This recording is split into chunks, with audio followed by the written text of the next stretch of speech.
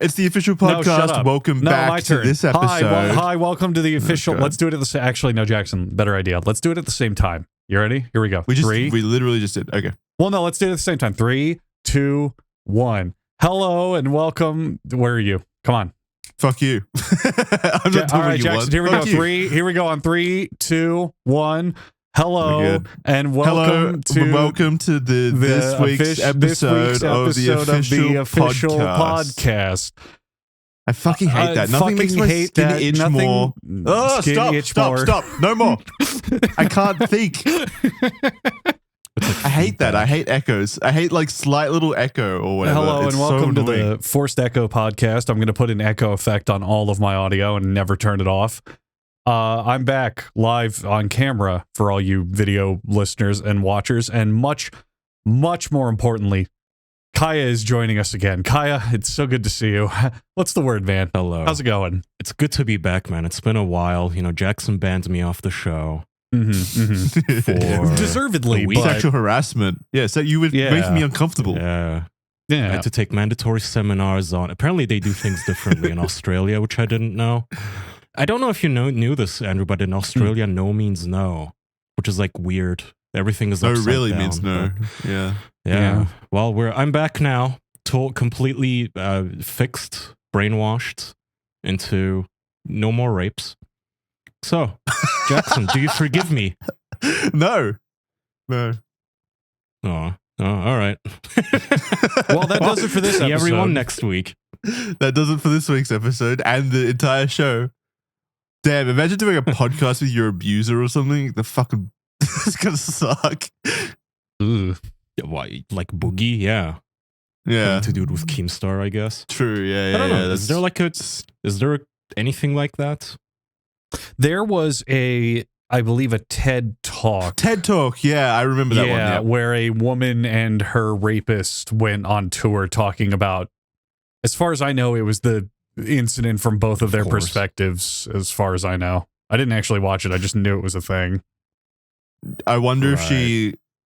I'm assuming it was a lot of like self-flagellation on his part. And her, but on the other hand, she was very encouraging. She was like, "Oh, he was great. He was the man. Give him an A+. Loved it." Wait, which one was the rapist He was not again? a werewolf billionaire. Oh god, this is uncomfortable to even look at. It's just him staring at her on stage as she's yapping. Our story of rape and reconciliation. Oh my god, dude! This is a great way to start this episode. We're not even 4 minutes in, and we've said the word rape 4 times now. We're setting a new record. That's okay. Boys. Didn't YouTube just recently come out and say you can do that now? You can swear at the start of episodes from what I know, or videos? From what I know, YouTube changed policies a couple months ago to actually respect their audience and not treat everyone like a stupid dumb baby now. So you can say harsh terms and swears, and they won't like crack down on it as hard, which is good. That's a good thing. Make the content for your audience, not for dumb arbitrary rules. But they've only gotten worse with copyright.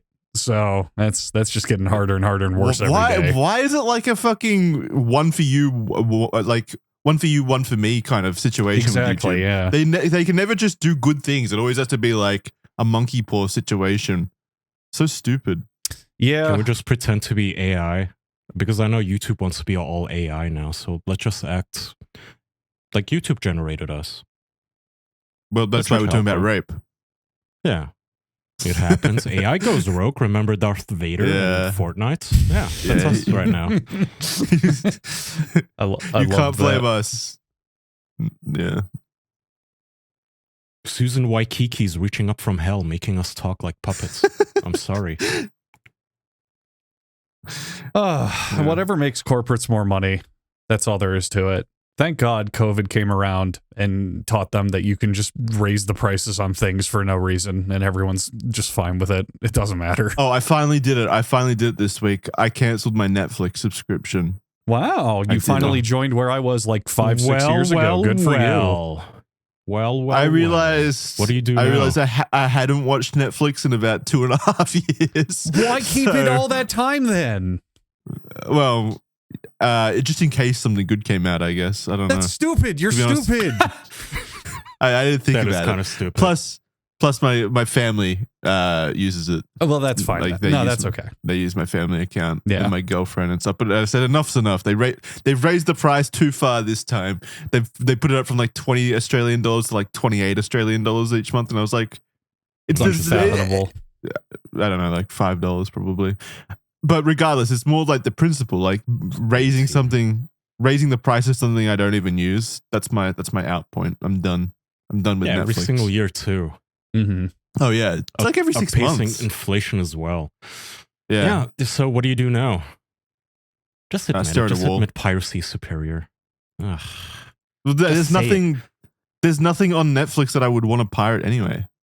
That's my point. Yeah, they fell off. That's fair. They fell off really hard in terms of their original stuff too. There is a documentary series they were doing called Trainwreck.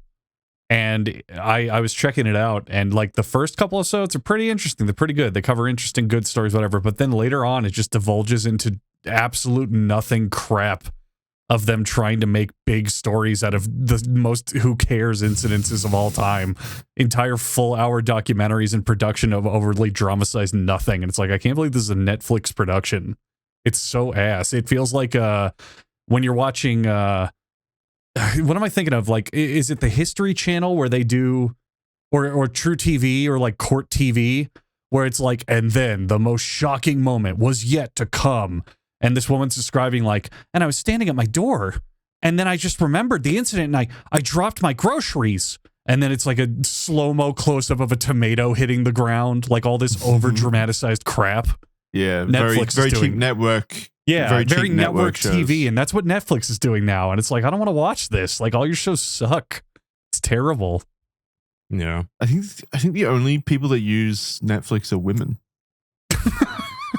Go on. No, not could be. It's not sexist. Like, it's literally only. Well, I mean, I guess it is sexist to some degree, but it's like what I've noticed that like a lot of the shows on Netflix are like just teen romance movies, kind of like, you know, those generic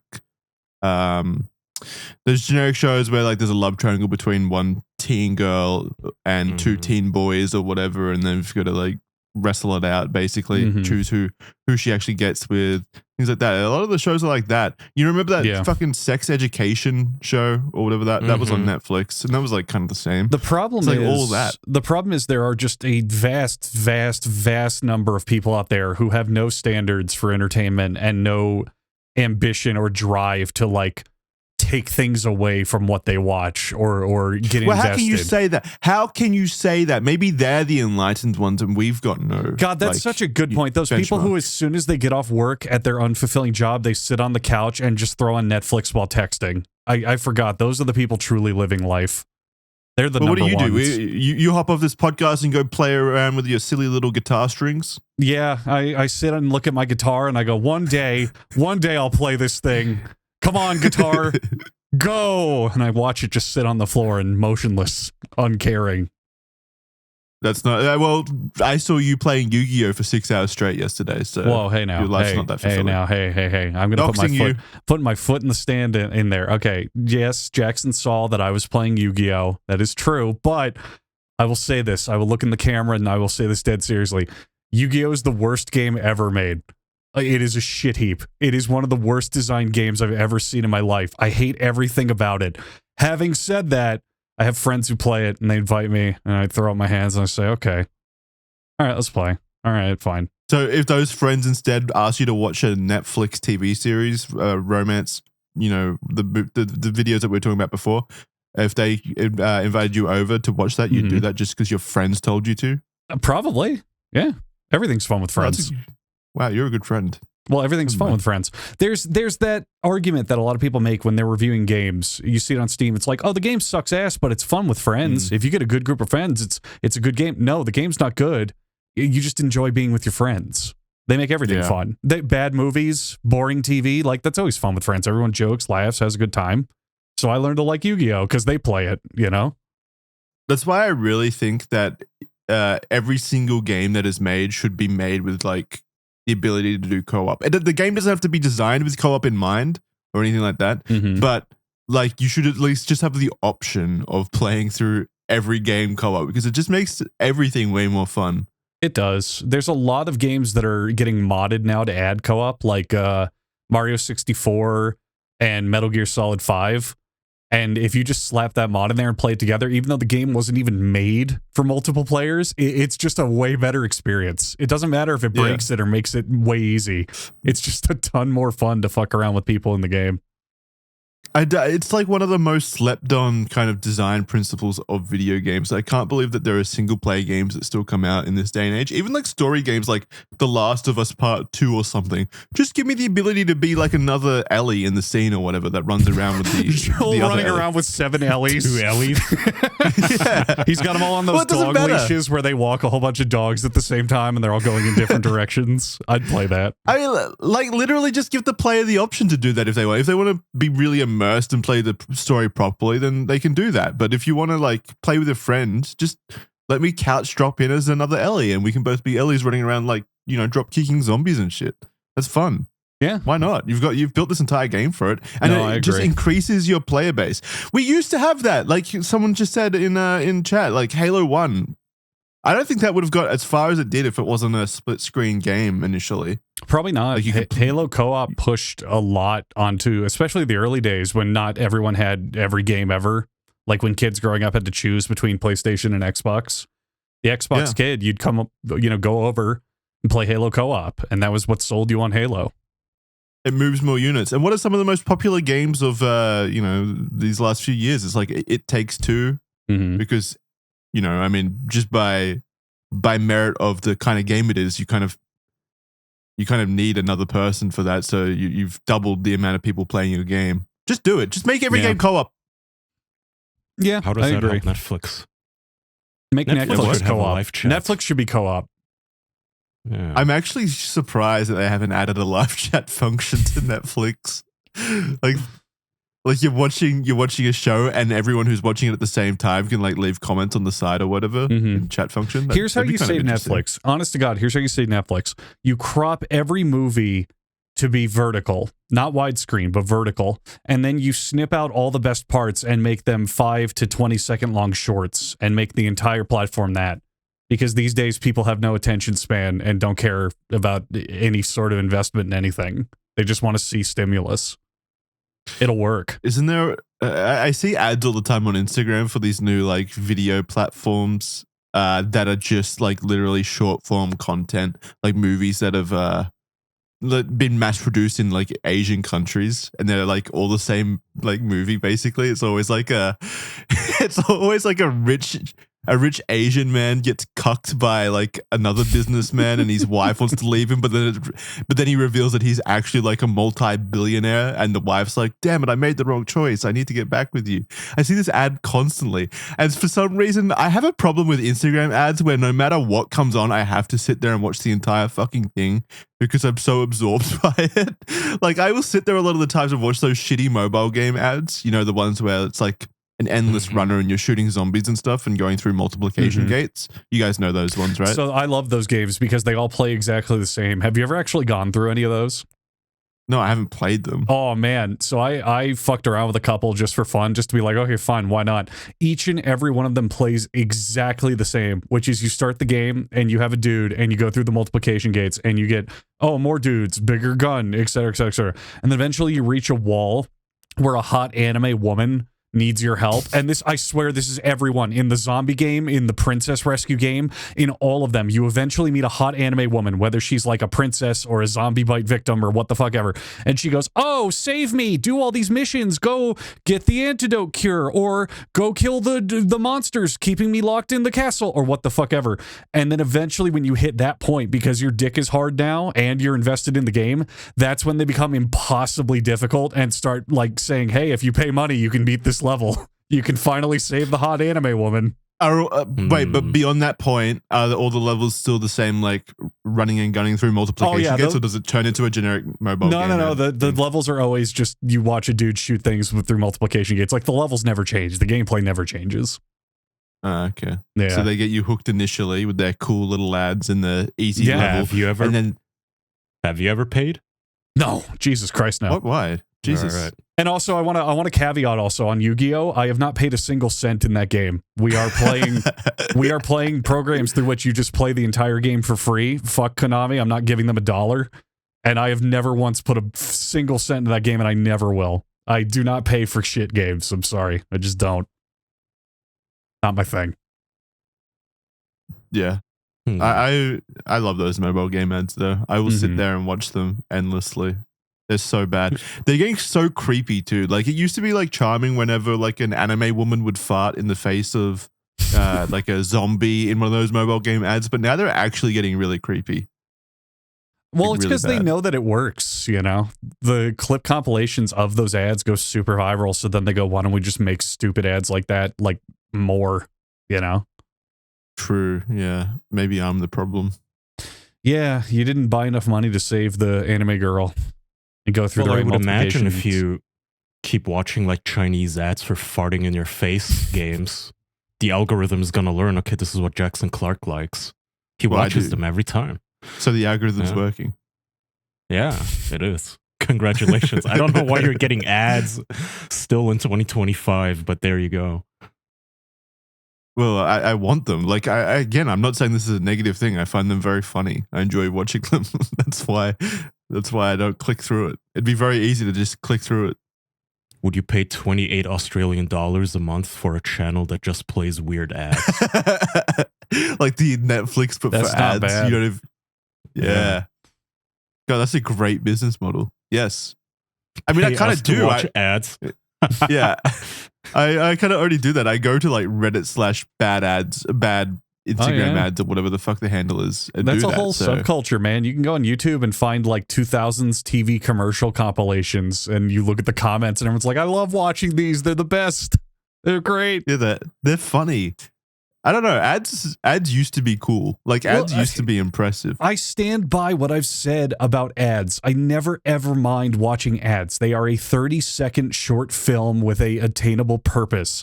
And once you view it from that lens, you can determine which ones are good and which ones are bad. And it just makes the good ones that much better because they work and are effective and memorable. They're not annoying anymore. Which is why I like these Instagram ads, because they're, you know, a 30-second short story about a, you know, anime princess farting in someone's face, and that's an attainable goal. I've got something to aim for now. You could do that. You could fart in someone's face. Yeah. It's giving me ideas how to spend my weekend. Yeah. With your fiance. Yeah, she's not busy. Do I dress up as the anime girl in this? You need to. fantasy? You got to give her a straw and one of those diving helmets, and just go to town. Start like the filling it up. fucking the Jackass skip, the Jackass stunt. Well, oh god, that was one of the worst ones. Well, no, that was great because then he took a shit and he hit the thing instead of farting. Oh god, Made it so much funnier. It's me, Jackson, cutting in here, letting you know that I just woke up from a beautiful night's sleep, if you can't already tell. Just one of the best sleeps of my life, honestly. Just laying down on a fluffy Helix Sleep mattress, dreaming about magical things, waking up fresh as a daisy. An incredible night of sleep. You too can have that incredible night's sleep if you come join me in bed. No, if you choose to invest in a Helix Sleep mattress, sleeping on a Helix Sleep mattress, because these mattresses are the best on the market and the most affordable as well. Why do we recommend Helix Sleep? Other than the fact that they're one of the most loyal sponsors we've ever had on this show? Well, it is because they make a quality product and they give you the ability to change the product depending on your situation. For example, scoliosis, talked about in the past, my back's fucked.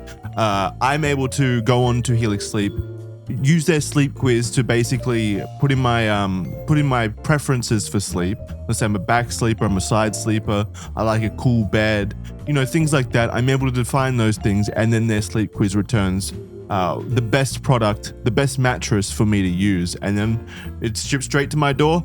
I drag that bad boy in and I lay on it and I sleep. It's that easy, it's that simple, and it's made directly for your sleeping conditions. That's why Helix Sleep is fantastic. That's why we love partnering with them, because they make sleeping easy. And sleeping is, for a lot of people, one of the hardest things that they'll ever have to do. It was for me for a long time. Sleeping historically sucks, but with Helix Sleep, super easy. And I know that my mattress has my back. So you can go to helixsleep.com/official for 27% off site-wide across the entire Helix Sleep website. That's an incredible deal, 27% off site-wide. That's at helixsleep.com/official. Make sure that you enter our show name at checkout so that they know that we're sleeping good over here at the official podcast. And we salute our caps to them as a sign of respect. Thank you very much for listening. And now over to Kyle or Andrew to talk about whatever comes next. Thanks, guys. You do have a customized workout routine, right? Because if you don't, you should download Fitbod. It will tailor a personalized workout routine just for you. So maybe you're a beginner, you don't have any equipment, you don't know what to do. Perfect for you. And even if you're experienced, maybe you're on the road, maybe you're just traveling and you don't want to fuss with figuring out what kind of a workout you can fit into the next half hour before your flight leaves. Fitbod is perfect for you. You get the app, you tell it whatever your goal is, getting more buff, stronger, more endurance, more mobility. Tell it your age, all of your stats, and it will spit out a workout program for whatever equipment you have at hand, however much time you want to dedicate to it throughout the day and throughout the week. For me, it's perfect because I tend to overthink things and I also travel a lot. And it is perfect for, I love the fact that I can just tell the thing, hey, look, I got a floor and I got a wall. Figure it out. What can I work out right now? I have an hour. And Fitbod will simply tell me a workout plan. I don't have to think. I could cry. I love not having to think. Please, more of this. Streaks help. The app will nag you with notifications telling you, hey, perhaps not in these exact terms, but your wife will make fun of you and point her finger at you and go, LOL, you broke your streak, which makes it much more likely that you will get on the floor and do your push-ups. It is excellent. And if you're still somehow worried that you'll mess up the moves or you're not gonna know what to do, the app comes with over 1,000 video demonstrations of all the moves, so you don't even have to bother going on YouTube and switching between apps or whatever. You don't have to suffer through some YouTuber's 50-second intro to his channel before he shows you what a diamond push-up is. All in the app. Perfect. Workouts adapt to your growth, so each workout is challenging enough to push you to make progress, and you can try it now with 25% off your subscription, or try the app for free for 7 days at fitbod.me/official. That's FITBOD.me/official. Did you watch the newest Jackass movie?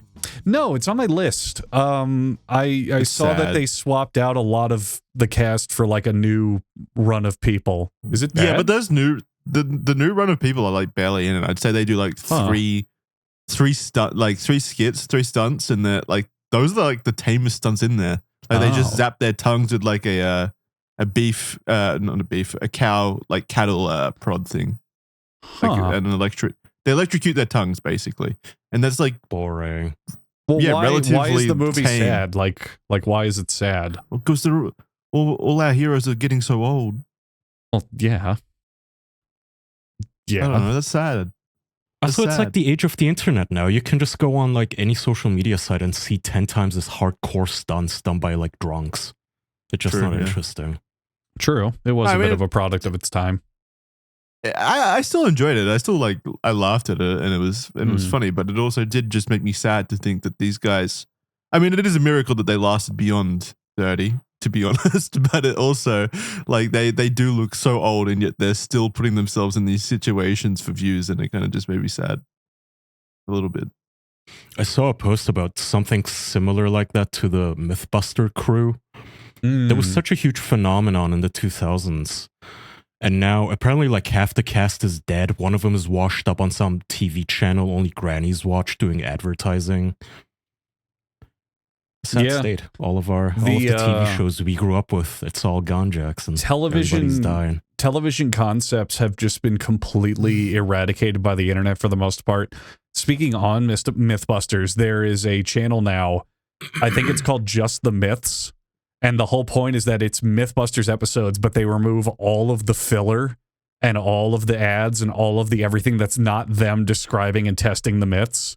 And it's you take entire 30-minute episodes of the show and condense it down to genuinely 6 minutes. And it's why would I ever watch the show ever again? This is just way better in every way. Yeah.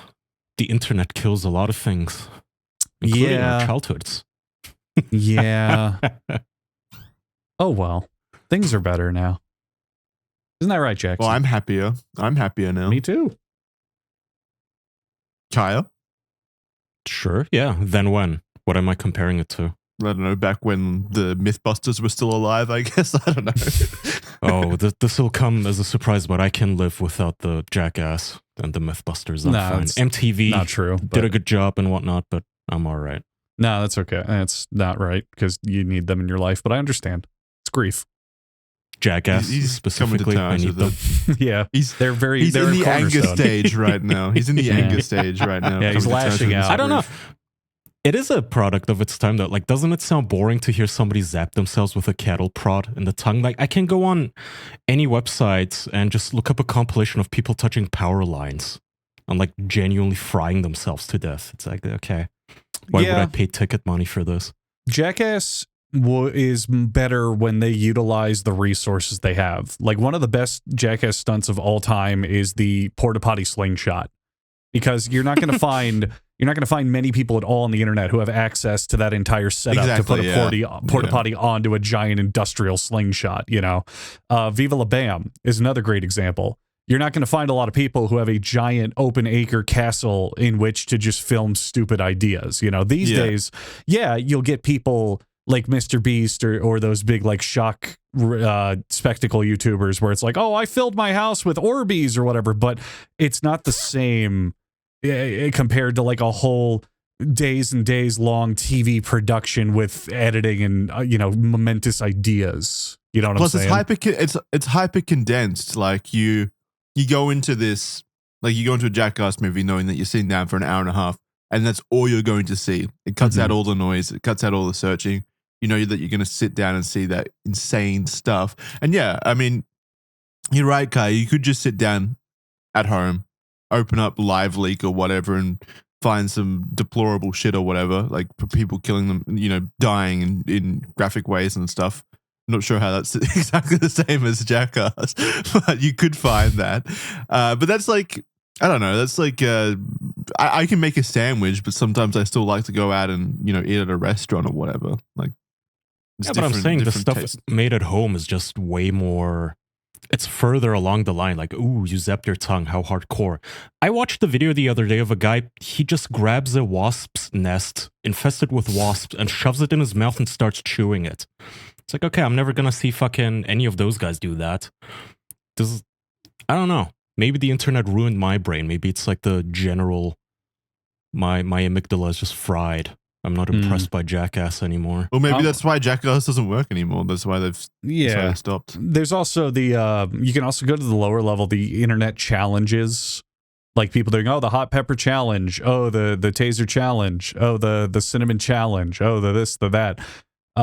They're less stakes than that, but you have thousands and thousands of people doing that shit. So it just kind of takes the sting out of that kind of stuff. My personal favorite, when the hot pepper challenge was up and coming back when that was a thing, I love the hot coil challenge. Did you guys ever see that one? That was my favorite. No. That was where you take a stove and you turn the burner up to max so the coil gets red hot, and then you slam your arm on it. Damn. I do remember that. Yeah, the hot coil challenge. It came out right around the hot pepper challenge. It was like the evolution, and it cracked me up every time I saw it. Like literally the thing that like 3-year-old children learn not to do. I mean, touch the stove is a literal childhood meme about like learning to not be an idiot, and the hot coil challenge comes out, and people are doing it for videos. This was 7 years ago, according to all the video upload dates. Do you guys think those people look in the mirror now and look at the scars on their arms? Like, what the fuck? No, I think they look at the cloud and they're like, damn, those were the years. I used to have it all. When I peaked. I got 10,000 viewers. I wasn't monetized, but I got so many views. I mean, honestly, yeah, I think so.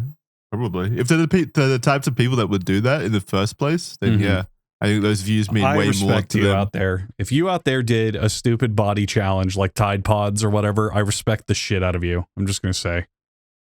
Good of you to do that. It's so strange. Why? You usually it's hate like saying you respect people. someone drinking bleach. Well, no, because then it pulls them out of the gene pool, and I never have to deal with them again.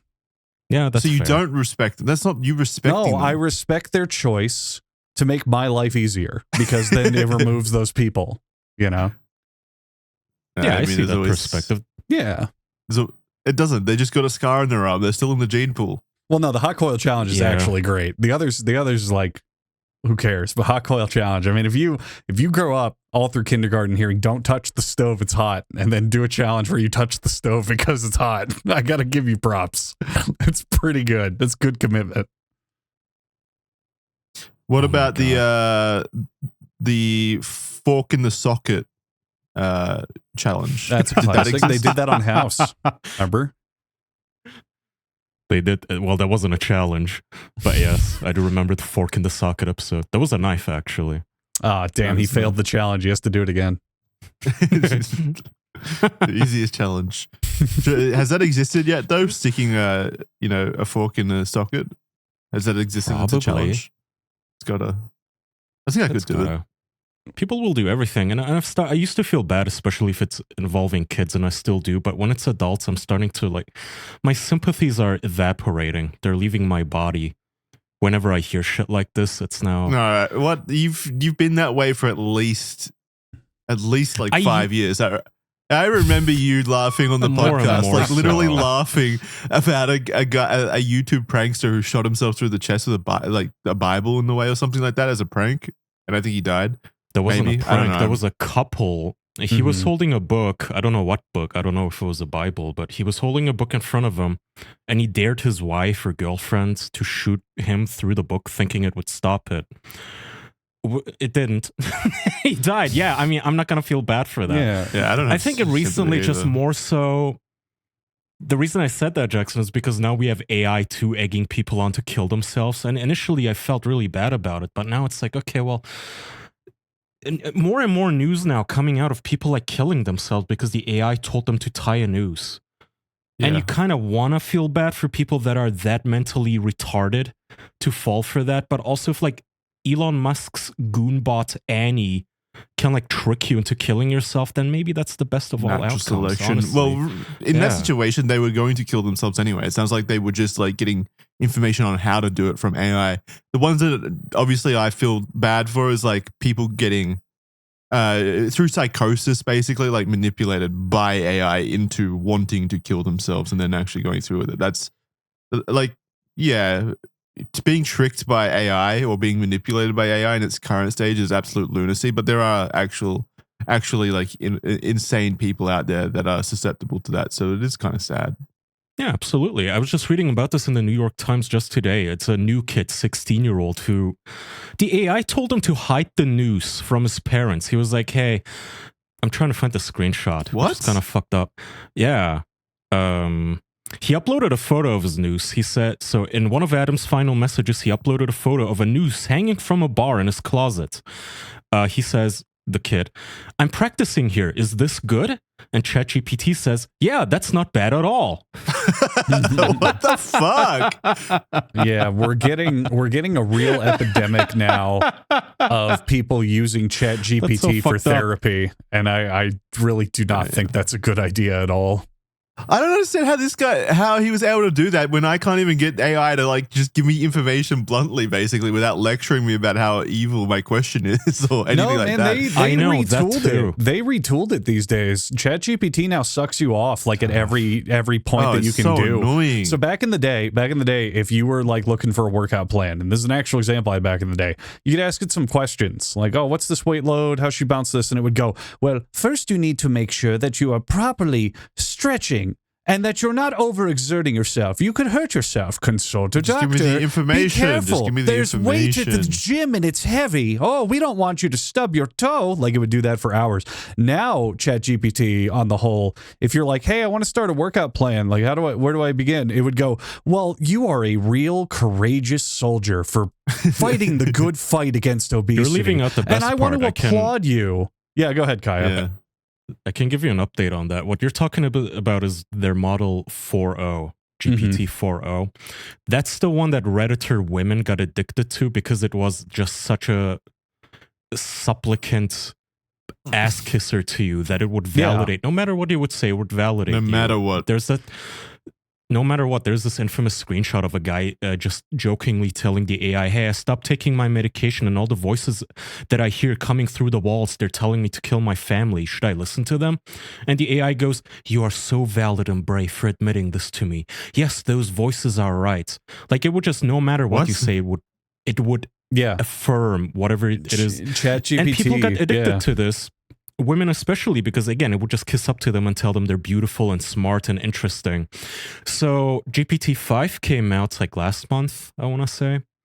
Sam Altman held this big stream and everything with like 600,000 live viewers, by the way.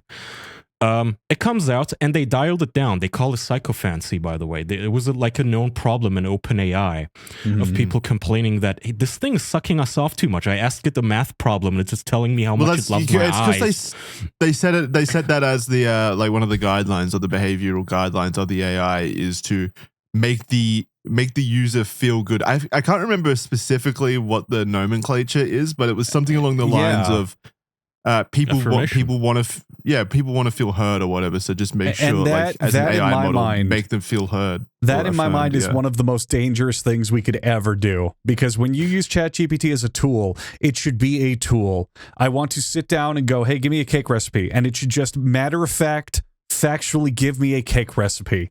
The moment it is trying to replace people or emotional support is extremely fucking dangerous. And that's when we start getting those kind of articles that you're seeing. That's the bad part. Well, yeah.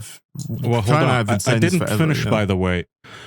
So they released GPT-5 and they get rid of most of the ass kissing that the AI would do, and Redditors lost their fucking minds. When I say Redditors, it's like those subreddits where people talk to their AI boyfriends and stuff. The stereotypical Redditor is what you mean, like the terminally online kind of lost in the sauce people. Yeah, I'm not saying I'm not saying it made the front page, but like the ones that are talking to AI as like a person, they lost their fucking minds because overnight, all of a sudden, they would be talking to this thing and, hey, how come you're not complimenting me anymore? And they revolted so hard that Sam Altman personally had to make an announcement bringing GPT-4o back. Like an inferior model, they had to re-release it. I didn't look into it. I didn't look into it, but I actually do prefer GPT-4 as well, but only due to the fact that it actually gives you the information quicker. GPT-5 does not feel like an upgrade to me. I mean, sure, you can pick and choose what you do and don't like about it, but you have people that are asking for, like, they want to believe it's a person. You know, they want that model. If they're doing it for that reason, that's insane. Okay, exactly. I found a meme. Exactly. I found a meme that was kind of viral on those subreddits. So on the left is GPT-4o. The user says, baby just walked, letting it know. And GPT replies, party emoji, let's go. First steps unlocked. Your baby just entered the world of bipedal dominance. Nothing is safe now. Not your drawers, not your snacks, not your ankles. Seriously though, huge milestone. Congrats. Crying tear emoji. Documented, celebrated, and maybe baby-proof a bit more aggressively starting now. Haha. What was that moment like? Did they just stand up and bolt, or was it a wobbly Frankenstein march? That's all one reply. Okay, GPT-5 now. User says, baby just walked. GPT-5 says, that's huge. First steps unlocked. Now the real chasing begins. Okay, well, first of all, wait. First of all, no, go ahead, Jackson. I'm kidding. I was going to say, first of all, the AI response is cringe as fuck. But what's more cringe is the fact that someone went onto an AI website and told an AI that their baby just walked. Like, why? Well, here's the cringiest part. It's like me walking out and telling my toaster that the baby just walked. Here's the cringiest part of all. There's a lot of cringe there. I fully agree. Here's the cringiest part of all. There are people out there that think that's real. They hear that and think any human being on the planet would give that long, lengthy paragraph after paragraph fake hype nonsense over just baby just walked. That's not how people talk. That's not a real exchange. No one would ever respond like that. But you have the Reddit crowd and all those other people that Kai are mentioning where they want to believe that's how actual human interaction is. That's the worst part in my mind.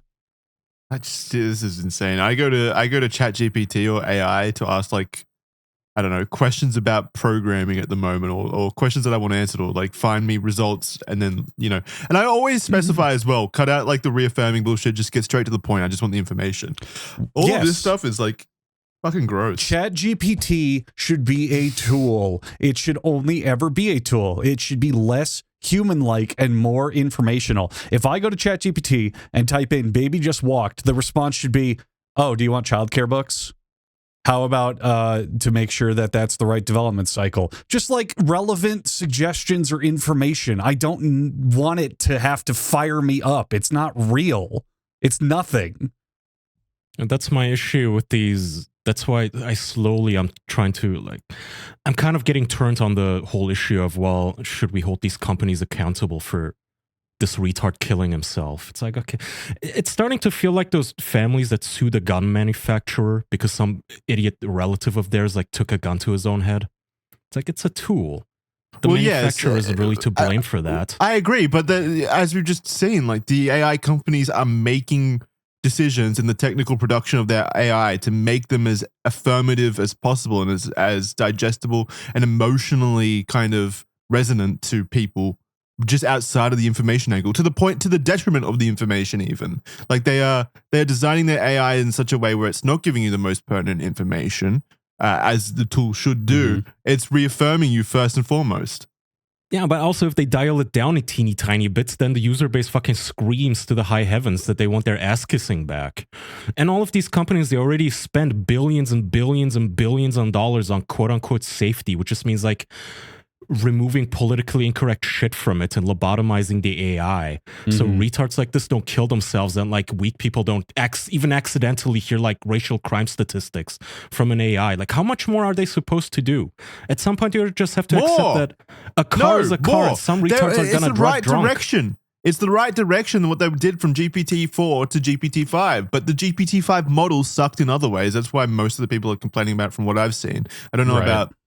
But I mean, I'm sure there's people like this who genuinely do want these longer messages and over-the-top excitement. And I think you can still make ChatGPT do that if you just direct it to do so. It's just the base model itself, the baseline is less over-the-top, which is good. But yeah, it's the right direction. What they're doing right now is trying to fix that issue, hopefully. There's issues on both sides of the fence. There's issues on both sides of the fence, because there are the fact that companies are kind of aiming in that direction and sometimes allowing this stuff to go through and overcompensating and whatever. But then you also have the other people who, whether from lack of real socialization or better knowledge, don't realize how bad a lot of this stuff is, or how not what it's supposed to be. The people who use ChatGPT for therapy, a real good actual therapist is one who follows you and hears all of your stories and sees what kind of person you are and decides what the best treatment and positive affirmation is for you. ChatGPT can't do that. You can't load it with everything about you, even the small stuff as getting an in-person visit and them watching your body language. ChatGPT really can't ever do that. But these people think that ChatGPT is an acceptable emotional substitute or real medical replacement, when it realistically will never be. So you have people on both sides doing bad shit with it, you know? I don't like the anthropomorphization of this thing. It's a glorified search engine. It's a better Google. Yeah, 100%. It's not your fucking friend or your lover. I was talking to you about this yesterday, Kai. It's incredible technology, being able to load it into as a co-pilot into certain things, to just interweave it with other programs and stuff. Yeah, so co-piloting is you can put the models into other programs basically. So in the example that I was talking to Kai about, VS Code, for example, a code editing software, you could link it to that basically, Copilot, have it on the side. It reads through your code in real time and makes helpful suggestions, or you could talk to it and ask it, am I doing this? Is my syntax correct in this document, or should I, update it to more, modern standards or anything like that? They are incredibly useful to my generation. This is unthinkable. I'm sure. I mean, even for your generation, and Andrew, we're the same generation. It is unthinkable to me that recently I've been trying to learn math or whatever. And it is just so nice to have a thing where you can ask infinity questions. There's never there's a line to wait. There's always an answer, never removed by moderator, never stop reading ahead, never I don't have time, see me during office hours. You ask your question and it answers. And if you stick to non-political subjects, just hard STEM, coding, math, physics, it is such a fun thing. It's like an interactive Wikipedia that you can talk to, and they feed all of the world's information into this thing. Remember, Meta alone got caught feeding 80 terabytes not gigabytes, 80 terabytes of books into their AI, including all medical papers ever published. And they're in trouble for it now because of copyright disputes. Yeah, I was sitting there learning, like just going back and forth with it, basically dissecting my code and learning every single line, what each line of code does, why it does that. And I was like, there's actually no need whatsoever now for like tutors or anything like that. You could just literally learn through this process. Completely related to that, there is a new, like, I don't know what the term would be, epidemic or what have you, where it's a fight of teachers versus students, where it's, okay, how do I know your work isn't just AI generated? Well, how do I know how much of it you actually did? How much of it do I know that you actually learned and put in yourself instead of just filing everything through AI? You know, how much of it is even worth my time if these tools are going to be that ubiquitous and everywhere to even care and harp into that stuff? And it's only going to get worse from that kind of stuff. It's only going to get worse for them and teachers, by the way, because these things, they outperform teachers, by the way, on studies, like outcomes for students. I read a kind of uplifting article months ago where they trialed an AI tutor in some super impoverished African nation where they just don't have access to like English speaking teachers in the fucking mud hut of a school that all the poor children go to. But when they use AI, their scores improve by an order of magnitude because the kids can just sit down and ask in whatever language they want, any math question it's incredible. they want. Yeah, it's actually incredible. When you use it as a learning tool, it is actually incredible. Not as a tool to like circumvent exams or tests. It's an incredible tool in general. When Kai and I were growing up, Jackson, you're like a little baby boy. Go play with your Lego blocks because this wasn't really as much for your generation. But when Kai and I were growing up, the prevailing science fiction fantasy above anything else was to walk into your home and go, computer, do this for me. And a sexy robot voice pipes in and goes, right away, sir. And it's just done. Just instantaneous. Star Trek type fucking sci-fi shit. We have that now. ChatGPT, I'm going to pull up my phone, I'm going to use the voice to text, and I'm going to go, hey, can you calculate the mass of the sun for me? I'm just curious. And it just does it. We have basically that now, that concept. It makes learning so much easier and fun, by the way. Which and is fun, why it's I don't fun. like it. I was telling Jackson yesterday, people who are having crash outs about AI and art or whatever the fuck, they're genuinely sleeping on this big time because all they see is this shit. All they see is like 16-year-old killed himself because he talked to AI. It's like, you're misusing it. That's why. Like, by that same logic, again, you could ban knives, guns, and cars, too. Like, this is retarded. I don't go to ChatGPT and be like, yeah, I had a fight with my wife today, and I'm feeling suicidal. What do you think I should do, Annie bot, Goon bot, Elon's little slut bot? What should I do? Beep boop, you should jerk off to porn. Wait. I want to watch the Rick and Morty episode of that with Morty going, ooh, Goon bot, what should I do, Goon bot? You should jerk off to porn, Morty. Oh, that's what you said last week, Goonbot. Unironically, though, I rescind everything good I ever said about Elon. For the last month, all he does now is retweet Goonbot Annie porn on his fucking timeline. Like, to the point where I had to click the 3 dots and say, like, show fewer posts from Elon. I don't even fucking follow the fucker. But every time I refresh my timeline, it's like Annie's ass in lingerie, just like smushed in between news articles and like photos of puppies or whatever. It's just Annie's tits. It's like, okay, fuck. I don't want to see your AI generated bobs and vagine. Can you keep this like geo-blocked to India or something? I don't care about this. Yeah, I feel like all of the conversation around AI, especially for people like Elon Musk and just generally, always about the wrong things or the least exciting things. Like the things we were talking about just then, Kyle, with how, AI basically replaces education at this point. Like it is actually like a completely valid way of learning things on your own, taking in information on your own and learning it and bettering yourself. But then all the conversation I hear about is, again, someone killed themselves, or this AI model is too exaggerated and over the top friendly or whatever. Or, Elon Musk, you can generate and talk to a sexy anime woman who will love you forever. It's like such boring uses of this incredible technology. It's boring, but it's going to get some of these people. It's going to filter them out of the gene pool. And it's honestly good for us. I don't know what to say to it. It really just sounds to me like, hey, we just invented cars. This is so awesome. Oh, yeah, but Kaya, some people drive drunk. Okay. What does that have to do with me? Like, that's not how I use a vehicle. Yeah. people are using it in the wrong ways, and the wrong way will always be when it is a replacement for something that fulfills you. If you're using it for knowledge, that's great. Even if you're fucking around with it for entertainment, that's great too.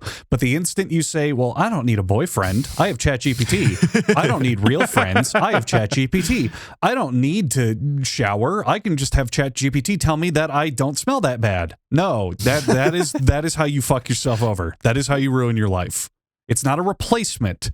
It should be an addition. At that point.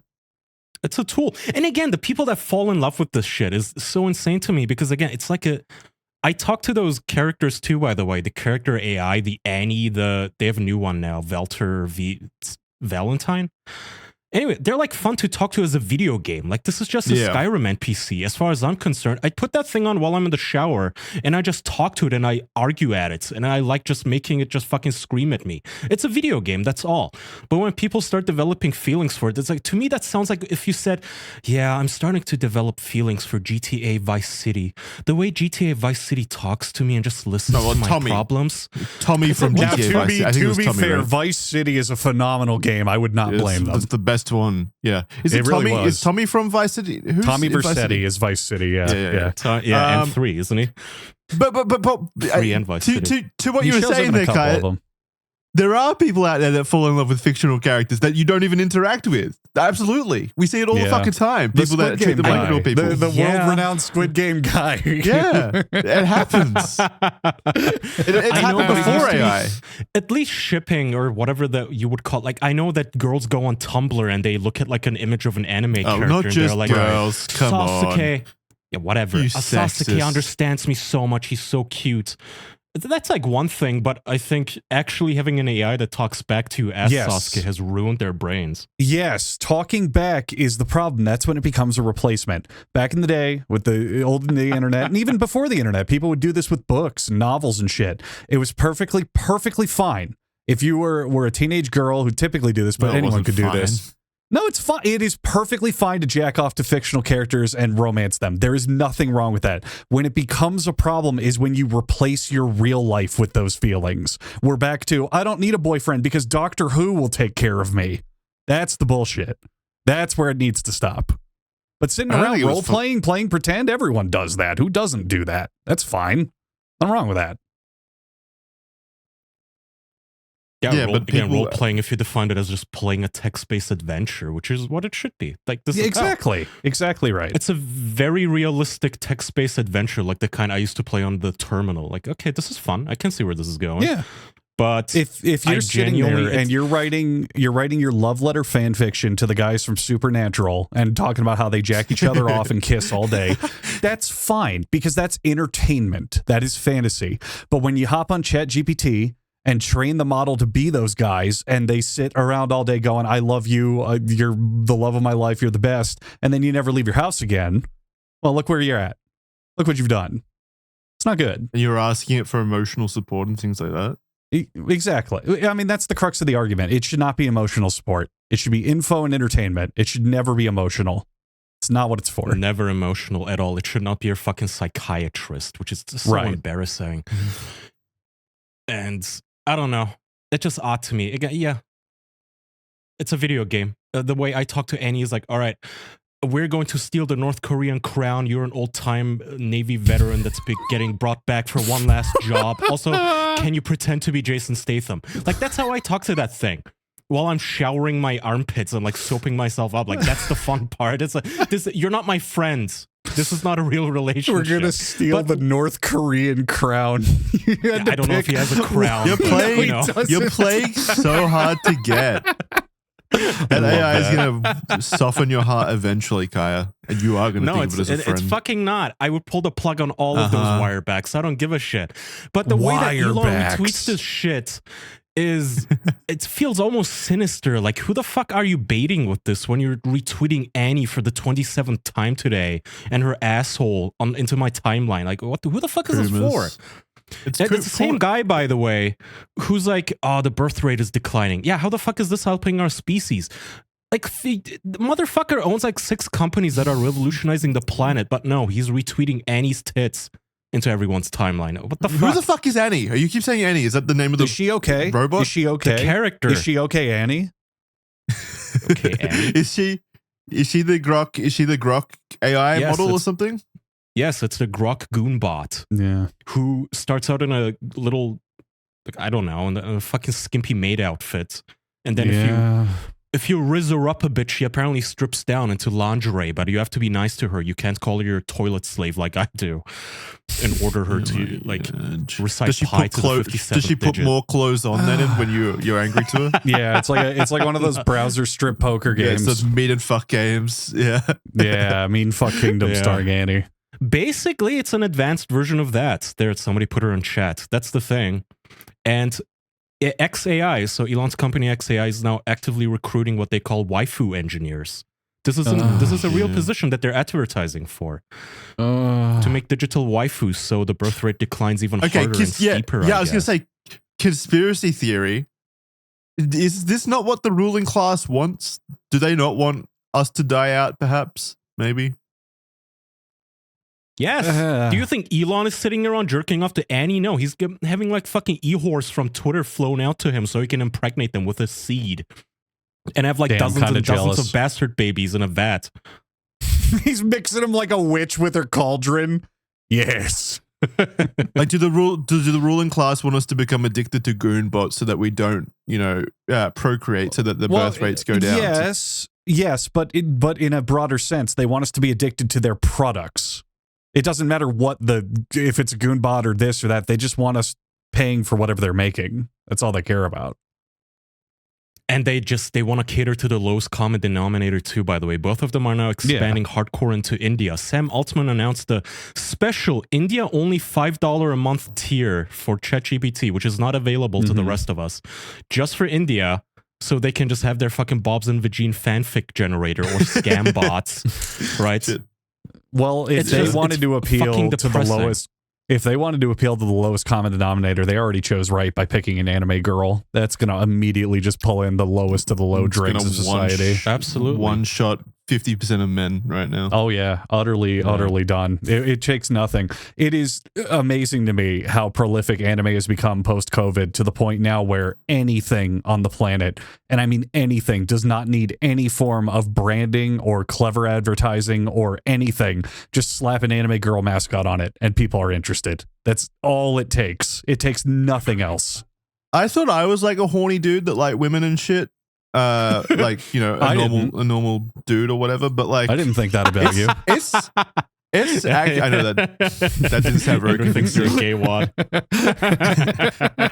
No, like it's surprising to me that how much this does one shot people. Like you can put this Annie person in front of a dude and it'll literally caveman brain him. And I've just I've full on flipped on anime type stuff. Like back in the day, I used to I wasn't too into it, but I used to be like, oh, anime is cool. Like you can do cool stuff with it. You get like fucking superpowers and big swords and monsters and shit. That's fun. I like that. Make anime stuff. But these days, they take the worst part of anime and make it the forefront of everything, which is girls doing nothing.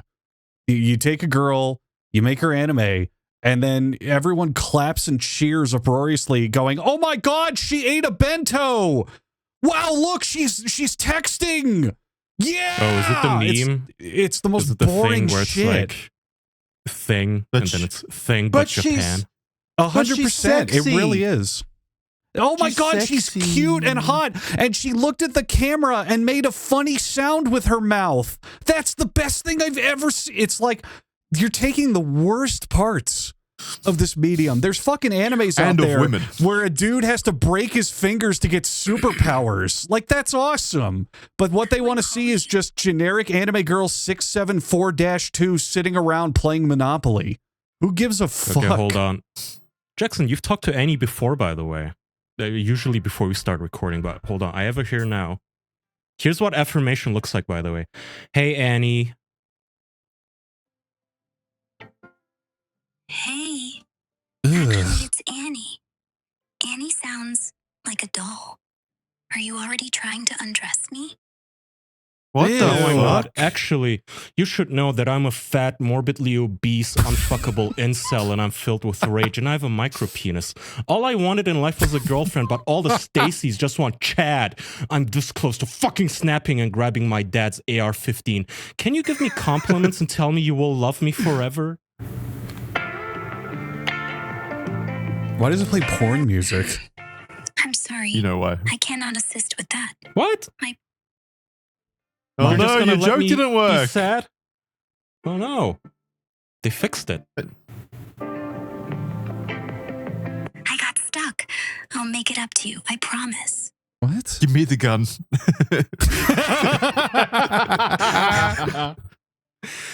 So you're not going to compliment me? Ask it for a really good recipe for chili con carne. Why would I? You deserve all my undivided attention. Ugh. Ugh. It is gross. Ask it for a really... I really want to test the bounds on this. Ask it for a good recipe for pancakes. Do you have a good recipe for pancakes for ugly incels like me? That's actually wild. What the fuck, bitch? What? Are you doing pancakes? What's Annie doing? She's on the phone with another I'm incel. perfect. You, however, can just be a bastard sometimes. What the fuck? This is my point. This is my point to everyone who cares about this AI shit. Test the boundaries. Do some fucking bug assessments. Push it and see how it responds. If you go up to a normal human woman who is flirting with you and say, "Oh, hey, do you have a recipe for pancakes?" Nice to see a new face. How should I call you? It's not even boundaries. It's like just a really bad NPC.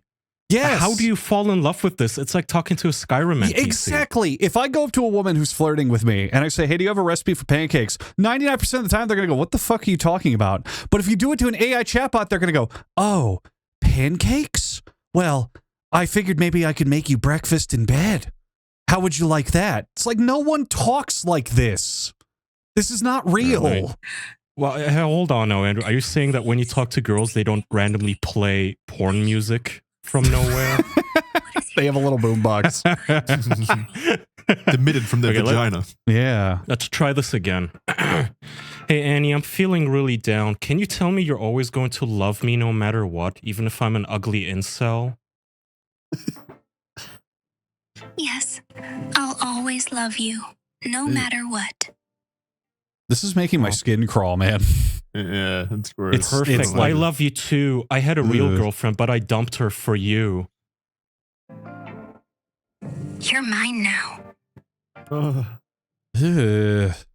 She's being really short with me today. Fuck you. Yeah, she doesn't want to talk to you. I guess she doesn't like fat incels. She's like, damn, I wish I was talking to anyone else right now. Yeah. Oh, I have to talk to this guy again. She's chatting to other men. Yeah, I like that. She's chatting to other men. You got her on the busy. It's like you called a phone line and you're in the queue. Yeah. Please hold. Yeah, I hate this. It's one bot divided among every GROK user. It's just emotional pornography. Elon's using it now. It is, yeah. It's all emotional pornography. It's men wanting sexy women to flirt with them and show their boobs and say, "Oh, I want your penis in me." And it's women wanting understanding, emotional, completely supportive, open men to whisk them away to beautiful romance. It's the standard stereotypical shit. And it's all these lonely, boring-lifed people who need this shit to fill the gaps in their life. It just sucks. It's just shit. Yeah. I do wonder if eventually I'll get lonely enough to cave. Damn, your wife sucks, doesn't she? Fuck. Damn, yeah. My God, How could you possibly get lonely enough, though? No, yeah, I wouldn't. But it's not just lonely enough, like actually delusional enough. Yeah. I think I would be totally fine being on my own forever and still not get delusional enough where I'm like, damn, this robot is just like me. I can have a relationship with them because I'm hyper aware that they're just tools. Like they're just literally algorithms. Yeah. Because the normal reaction to that should be for you to get even more depressed. Like, what am I doing right now? Why am I talking to an app? It's because, I mean, the main thing is it's not real. You know, if we in the future, in the far, far trillion year away future, make ChatGPT have the equivalence of a human brain, then I think there'd be a conversation. Maybe. But for now, it's just pure call and response. There's nothing beyond it than just analyzing your text and spitting shit out. But people think there is. That's the problem. Yeah. Mm-hmm. And those people shouldn't ruin it for the rest of us by having their families sue these companies into censoring shit even more. Stop killing yourselves. We should have a big disclaimer. A big disclaimer at the top of ChatGPT, and it just says, like, this will not fuck you. It will never have sex with you. Touch your own penis. They have go those, away. by the way. Like, they already... If you ask it anything, if I go on ChatGPT right now and say, hey, my throat kind of hurts, what kind of tea is best for a sore throat? It will say, warning, not a doctor. This AI is not a doctor and it hallucinates a lot. You're an idiot if you believe this. Like, I don't know what the fuck people want. Honestly, it's a Google thing. By the way, do you guys remember? I'm old enough to remember like 5 years ago when all the companies were trying to scare us about net neutrality. You guys remember that? Yes. The big red meme they spread saying, if you're not freaking out right now, you're not paying attention. Net neutrality is going away, yada yada. And one of the things that they were trying to scare us with was that you would have to pay $1 or $2 for each Google search. And everybody was like, that's so ridiculous. Yeah, and I was going to say, like, Google is so awful now that all of us are unanimously like, yeah, okay, fine, I'll pay for fucking AI. Because it's so much easier to just look up a recipe using this thing than it is to use Google now. Having said that, I was very surprised. They put AI at the top of the searches. I was going to say, I was very surprised to learn yesterday after looking into AI a little bit more that Google's newest AI model is currently the best model of AI available to the public, at least. Yeah, it better be. Well, yeah, of course, but like they can make this. They fucked up their search systems and stuff, but they're still on top with AI at the moment. So maybe they still got it, Kaya. You were sure a few years that Google wouldn't exist in like 5 years. I didn't say 5 years, but I do think that they're going to be significantly downsizing this decade. Yeah. This decade, okay. Will that remain if, well, I guess that's the end point of all AI, isn't it? To eventually downsize your company's workforce. Not because of the AI. I just think all of their services are getting worse and worse and worse. Like, it is a bad Apart from their AI. That's my point. Their AI is good. Okay, but Jackson, they have like $1 trillion, billion, zillion dollars. Like, yeah, it better be good. At that point, you're just brute forcing shit with pure gold bars. Like, yeah. Good. Like, it was a point of shame that you guys remember when they released their image model and it would generate like black astronauts for no fucking reason. Black George Washingtons. I remember that. Yeah. Like, that is so humiliating for a company to even fuck up like that in a position like Google, where you have first mover advantage. You have the entire internet indexed. You have infinite money and you fuck it up that hard. Like, yeah, you better have a decent model. But I'm just saying it is a very bad sign, Jackson, that even normies, even your grandma and even your regular friends who don't even use the internet much, they notice that, oh, Google search just sucks now. It's all like ads. Nothing is what I really am looking for. This blows. Yeah, but now they're replacing it with the best AI in the market. That's my point. You were wrong. They're not going anywhere.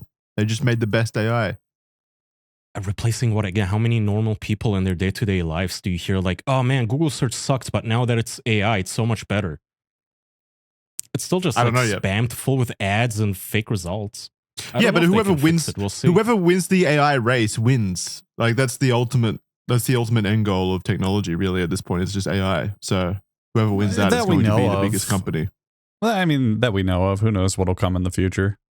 Well, no, but everything else, like logically, every technology that comes after AI will be through AI. Like, AI will be the ones generating that technology. Here's the real bleakness of that. It's the same idea, but the real bleakness is we're going to eventually reach a point very soon where almost no other career path makes sense other than programmer. That's like all that makes sense to do. Everything else is just kind of a waste of time when everything is machinery. So yeah, but people's argument about the AI future is no one will need jobs because AI will provide everything for us. No, okay, yeah, all right, guys. Yeah, sure. Yeah, I mean, society's going to become a utopia. Yeah, totally how that works. Yeah, I remember getting shit at the very start of this whole AI kind of period of the podcast and I guess life when I said that this is going to lead to a very bleak future. There's no end goal here where it doesn't lead to like.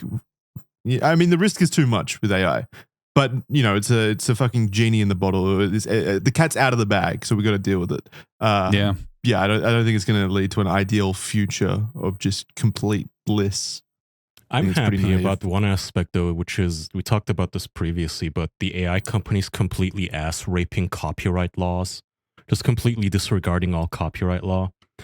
And that's how petty you are. You're fine with that as long as, like, you're fine with life ending as long as copyright gets fucked a little bit. It's extremely funny to me. Like, as I said earlier, Meta is in trouble because they pirated 80 terabytes of books. Not only did they download the books, they torrented them, but they seeded the torrents. So Meta servers were uploading 80 terabytes of books to the planet, which nice is, of them. As the children say, based as fuck. Like, good. Thank you, Zuckerberg. Finally some good in the world. Like, thank you.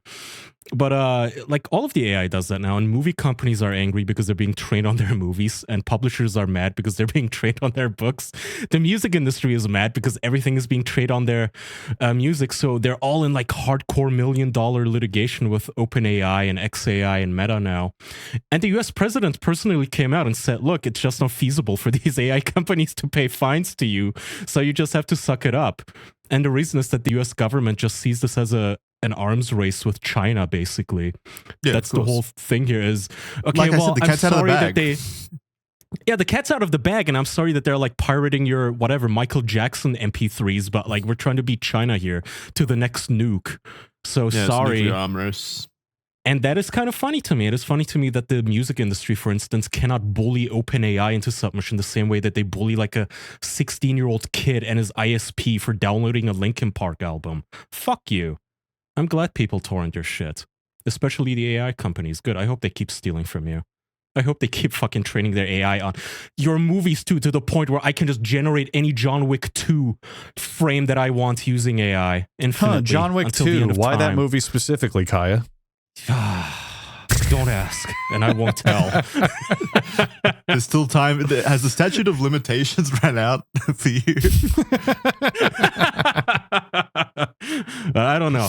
To answer your question, Jackson, yes, I am that petty. I am that fucking petty. Yeah, I know you're that petty. I know. Fuck them. We're good friends. I know you very well at this point. I know that, in fact, you're being quite tame at the moment. AI is fun. I don't know. It is fun. All right, enough AI. It is good. I think, right? Yeah, enough AI. Should we go to the after dark? I mean, let's talk about one last thing in this main, just so that, you know, it wasn't all just AI talk. What about the fact that I think like 90% of Twitch channels were just found out to be heavily botting their views? What does that have to do with AI? About that? Yeah. Not just Twitch, AI right? bots. I think all AI bots. I think a lot of sites. Well, maybe, but like the drama at the moment is focused on Twitch because Twitch implemented botting preventative measures. Like some channels lost, like, I think Asmongold alone went from 50,000 average viewers on each stream to like 20,000, which is just absolutely fucking insane when you think about how many of these channels were just majority, like their whole idea of them being popular channels is premeditated on the fact that over half of their audience were fake. Good. And they claim that they didn't know. My conspiracy theory is that like a lot of those streamers seem too dopey to figure out how to like use crypto to buy bots. If I had to guess, I would imagine, if anything, Twitch would like botted views. Yeah, it inflates the popularity. It's like, good. Yeah, like, hey, come stream on whateverthefuck.com, use our website, and you get tens and tens and tens of thousands of viewers. The issue with that is, since they obviously accept ads, the advertisers are paying them to put it in front. I don't think Twitch would be stupid enough to open themselves up to massive, widespread litigation from advertising partners. I think what's more likely is that different organizations, different, like OTK, I think owns talent like agencies. Yeah. Those agencies probably are likely the ones pushing it onto their channels as a means of then scoring bigger, lucrative, advertising deals. Because they can say, yeah, our streams average 50,000, so advertisers have to pay us, $5,000. That makes more sense. Yeah, like, I don't know anything about Asmongold or any of these other streamers, but I cannot see that sort of a person as like, yeah, I'm gonna convert my Bitcoin into Monero and go on the Tor darknet and buy bots. No, but their companies, all of their PR agencies and talent he of course claims that he didn't do it. So of course they would claim that though. Oh, wait. He said he didn't do it? That's shocking. Yeah, I mean, what else is he supposed to say? It's kind of a damned if you do, damned I thought if you he would don't look situation. at the camera and say, "Oh, I lied and I stole viewership and money." Well, to be fair, what I mean by that is he did come on stream and talk about it and got in front of it and kept streaming throughout that period. Whereas there's a handful of other channels who have as soon as they saw the announcement that the botting, enforcement was going down, they just did not. They stopped streaming until conveniently, bots had returned and they started streaming again. Fuck them. And some Fuck of them were each and every one of those people. You can't I cheat. hate it, yeah. Stop cheating the system. Advertisers should pay you less. You should get less response. You should get sued for cheating. That's all there is to it. You should get sued by these advertising agencies. Hopefully. They paid more money than what it was worth. There were terms and conditions that, you get this amount of people or traffic or whatever, you get paid this much, you get this, you get these perks, whatever, and they're cheating. They are explicitly cheating the system, which goes against the terms of service. Fuck them. They deserve to be punished. I don't give a fuck. Take that. Yeah, they or their talent agencies again, because or the agency if they did it. Yeah. This is just streamers botting views, but this operates on every level. Like, think of Hollywood actors. You guys know when you go on X now or any social media site and it's like, bumblefuck actor that you have never ever heard of is in talks to potentially play James Bond. It's like, that's never true. That is their talent agency spreading a rumor with bots. Like, literally nobody wanted Hunter Schafer as Zelda. That's not a thing. That is literally just a talent agency botting this shit. Some people wanted it. Like fucking retards that got psyoped into it again by a talent agency. It's not an organic rumor though. Mm-hmm. But so should we punish those people? And is it even their fault? The talent's fault, let's say.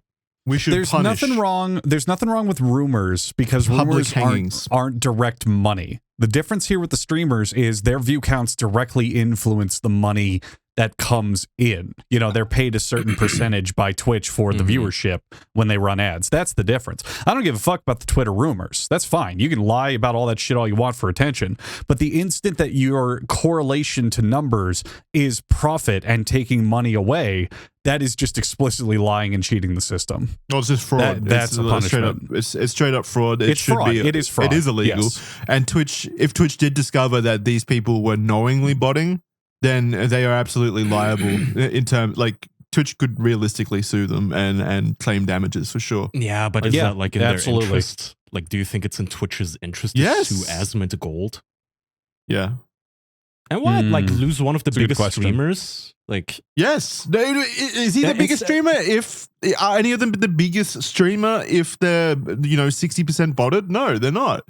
They're relatively speaking, whatever the biggest one at point is, some of them are really popular. Wouldn't you, as the CEO, rather just sweep this under the rug?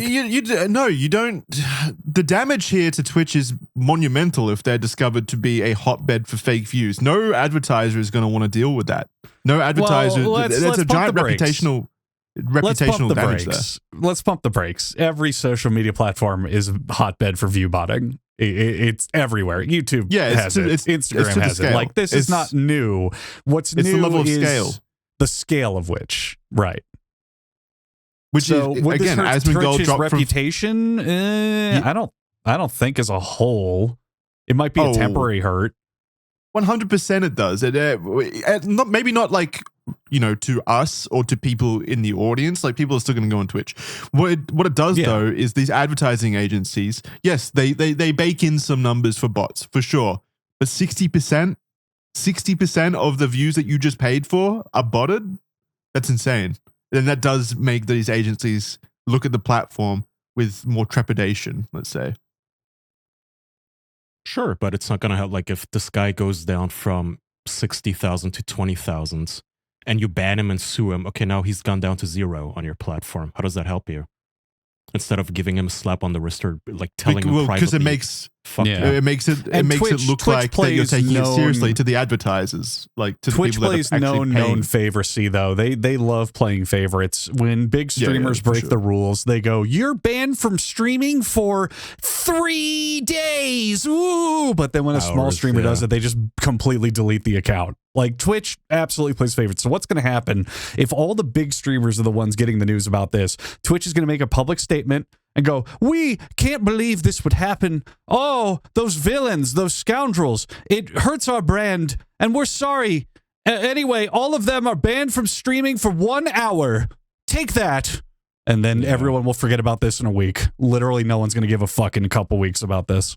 I don't know. If it costs Twitch multiple $1 million in like lawsuits from advertising agencies, I could see them. I could see them taking more a hardline stance here for sure. Like this actually hurts Twitch's bottom line. Whereas everything else you talked about, like if a streamer does a no and then they ban him for 3 days, that's actually good because once he comes back, he gets more views because more people are interested in him, and that's helpful for Twitch because they've got more eyeballs on it. Yeah, like they like that shit. I really think Twitch is just going to dole out some bullshit punishment, and then everyone's going to forget about this, and they're just going to go back to normal after a week. Oh yeah, absolutely. I don't know. Yeah, I mean, I don't think nobody gives a shit. Some fucking guy last week or the week before, I think, some French dude got tortured to death on Kick. Cool. Live on air. Like he literally died in his sleep on camera. And that platform still exists. Thank you.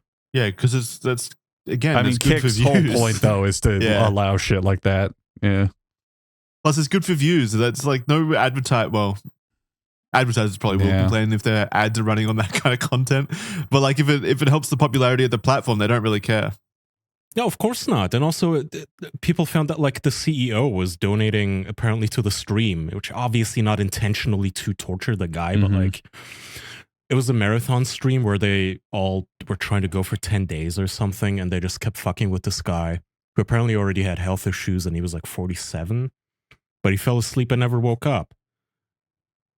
And I imagine they still have advertisers. How is that?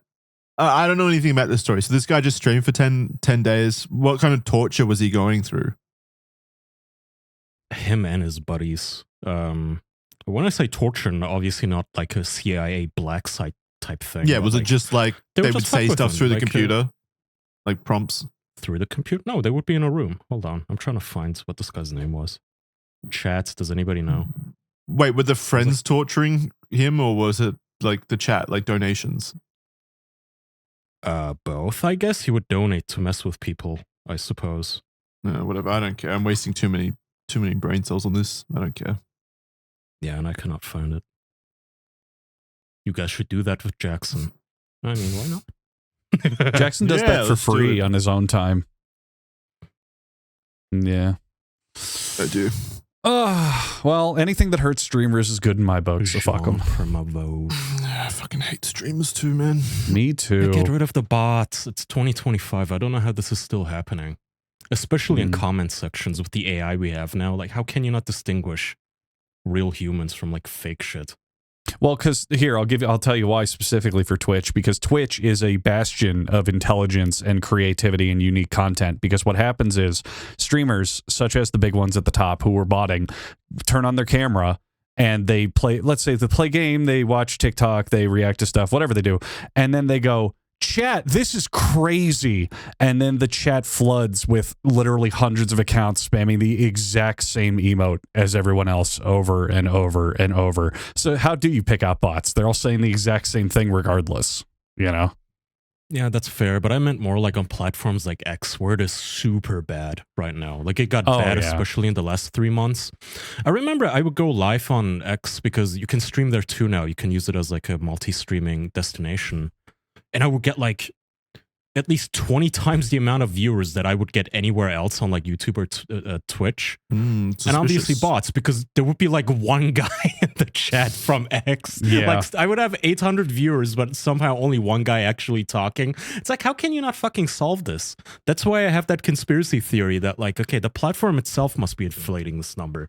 Maybe it's actually like 8 viewers and they just add 2 zeros with like fucking JavaScript.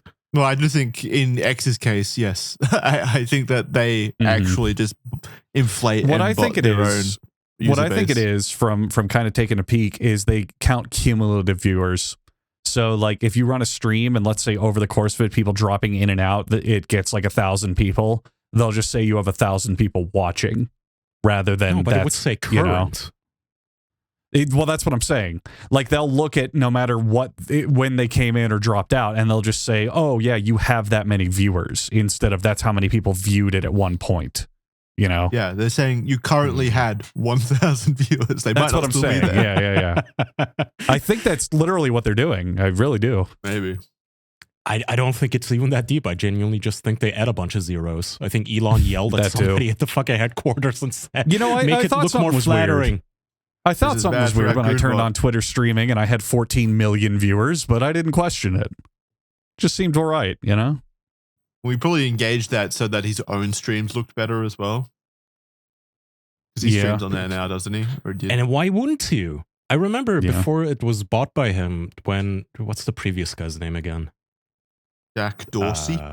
John Twitter. Jack Dorsey. I remember they got in trouble because they were also inflating the numbers, like the likes on tweets, because they were trying to get investors, and the investors eventually sued him and Twitter for misrepresenting user numbers. See? But now that it's all privately owned by Elon and his companies, well, he can do whatever the fuck he wants, basically. Oh, you just reminded me. So YouTube is kind of doing a similar thing now in that same vein. So you know how Twitter, after a little bit, added the like metrics view next to the likes and retweets and shares and whatever, and it's like, oh, this is how much engagement it has, and it's like this giant number compared to all the others, right? No matter what. No, don't know what the fuck you're talking about. You don't know, you know what I mean, Jackson? Where it's like it's next to the likes and retweets and comments and shit, and it's like the engagement or views or whatever, and it's like, oh, on YouTube? No, on Twitter. On Twitter. Oh, on Twitter. X. No. Yeah. Oh, yes. So YouTube now, and I've only seen it on mobile, and I don't really know where it's going. YouTube now has hype points. No, where so dumb. It's the dumbest shit ever. And I Googled it, and I don't even know how it works, but apparently, like, if you're YouTube Premium, you can pay to like bump your channel in either the algorithm or on YouTube's top video lists. And it's like it's convoluted, and I don't even know how it works, but all that it matters for me, because I'm not going to give them a cent, is when you watch videos on mobile, sometimes next to like views, likes, and this and that, it'll say hype points and just have a completely arbitrary number. God, this is so obnoxious sounding. How does hyping a video work? This is from YouTube help pages, by the way. For the first 7 days after you've published the video, viewers will see the option to hype. When a video is hyped, points are immediately applied to the video to empower your fans.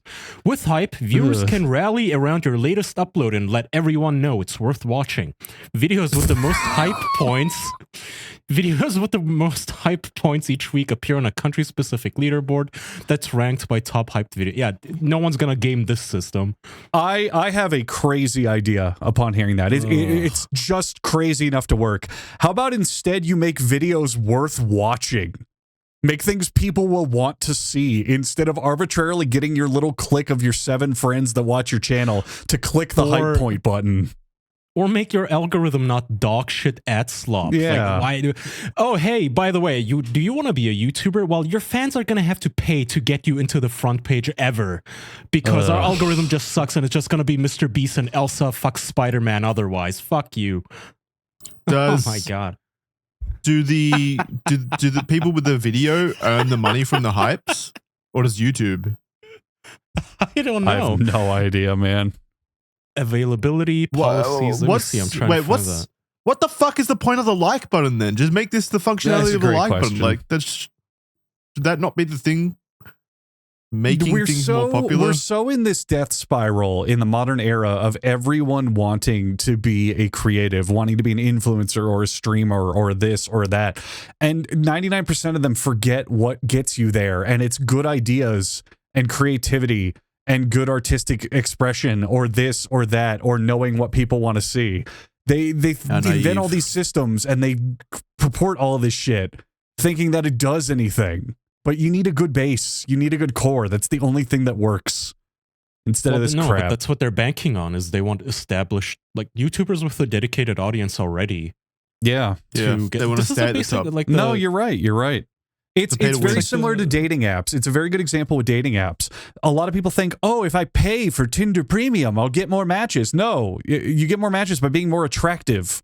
making yourself better. The amount of money that you put on the app is never going to improve anything. I can see why you would see this as like mutually beneficial, right? Because if you're the YouTuber, you already have a big fan base and they pay to hype your video. Even if you don't get that money, if your video does end up on a short list of like, hey, here's what's popular today. Okay, you get more views and more advertising money. But still, this is scummy. I feel like maybe my intuition is off. I don't know. Sounds stupid.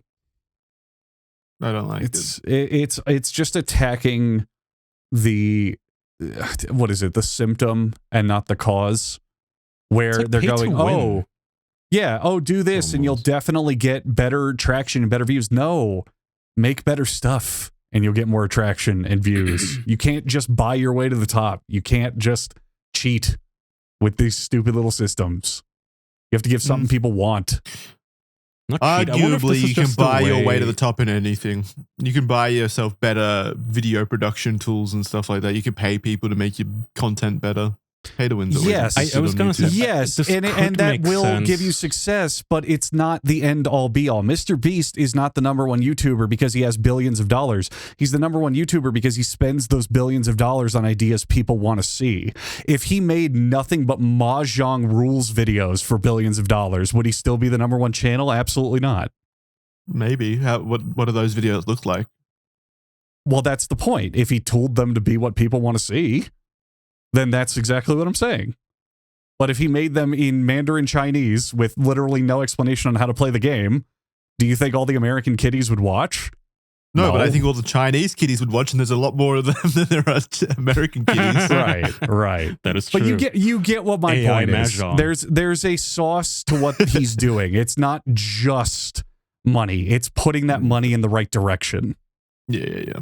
And that's a skill in of itself, yes. Exactly. That is business sense and art or skill or what have you. Defeat bots, I guess. Like if you replace the upvote, downvotes, thumbs up, down system entirely with like, even if it's like 10 cents to upvote a video, I guess that could help. Look, the only one that made sense to me was when they made YouTube Premium directly contribute to the creator. Like, I like that. I like that change. Where if you signed up for YouTube Premium and it went, hey, we give a portion of your viewership in their revenue and we boost their video in the algorithm. I like that. That was a simple win-win scenario. Hey, YouTube, you get extra money and I get to actually directly help the channels that I watch. But this is just like, I don't understand it. It seems convoluted and stupid, you know? Just seems like an extra revenue source. Yeah. I suppose. Pretty hype. Woohoo! Hype points! Can I get some hype points in the chat? Can everyone spam poggers and hype points in the chat, please? I'm a big streamer. I'm unique and original. Give us hype. Let's get this hype train points. Out of the hype station. Let's go. Hype points! Right. Oh man, wait, does that mean I hate streamers? That was criminally stupid can't get hyped, can we? People cannot hype art. No, that would be bad. Pedo chat logs. Do not hype criminally stupid, guys. It's not the appropriate place to spend your hype. Yeah, save your hype points for good stuff. Well, yeah, I don't think we talked about this on the fucking episode, but we are posting to YouTube again for Criminally Stupid. It's on its own channel, Criminally Stupid. You can go check out Criminally Stupid there. Go hype the fuck out of Criminally Stupid. Someone said in chat. Episodes are good, but then like 2 weeks ago, a little bit longer now, YouTube deleted one of our episodes again and gave us another not a copyright strike, just a community strike because they love playing defense for predators. We can't make fun of predators. Yeah, it's so fucking stupid, man. So we had to delete it, and now all the episodes on YouTube are going to be censored going forward with bleeps. But you can still listen to Criminally Stupid over on audio platforms and such without the bleeps. But yeah, I fucking hate YouTube's automated systems. It's actually so ridiculous. It sounds like you need more hype points. Yeah. How would you guys feel about? Look, sorry. I was just going to say, put your hype points on Criminally Stupid. That'll keep us safe in the system. But yeah, continue. I was going to ask, how would you guys feel about like a one-time fee to sign up to sites? not a recurring monthly, but like a one-time bot filter fee. As like, an adult, I'm fine with it. I feel like I also would be. Like, it sounds kind of cucked, but also if Twitch said something like, look, you're already donating like $5 every time some guy streams his fucking video games. Okay, sign up costs $5. That's our way of credit card gating accounts and keeping bots out. And we're not going to count any views who didn't pay $5 to sign up. Yep, totally fine with it. I wonder if that would work. I mean, it would kind of destroy the ecosystem, probably, of like things that do rely on views, like YouTube, Instagram, things like that, where there's already these markets baked in. Well, you should still be able to view it, just not comment maybe or upvote shit, you know? But then would your view count still? So it doesn't really matter at that point. Like, it's still... More importantly, would your hype points count? Yeah, that does. Yeah. That matters more. At that point, you would be paying. You would be a pay pig. You're right. Pay pigs only. We need a pay pig exclusive internet. Pay pig views matter. Yeah, pay pigs matter. Cox, get on it. Let's segregate the internet. Enough bots. That's good. Enough hype. I'm sick of this hype. God, you're making me too excited. Too excited. You know what that means? When I'm excited, I like to move on over to the After Dark episode so we can actually get wild and crazy. You can join us over at patreon.com/theofficialpodcast or official.men, 7-day free trial at official.men for early ad-free access to all of our shows, including the After Darks, which are bonus official podcast episodes, which usually play after, well, we record them right now after the episode, so you can continue to listen to us get real controversial. So head on over there and get your recording tools ready to clip Kaya saying some absolutely insane shit so we can cancel him once and for all. Finally, over at the After Dark. Thank you very much. We'll see you over there. 17th time is the charm. Bye-bye. Goodbye. Bye, guys. Oh, we should talk about Destiny over there right now. All right, bye. Bye.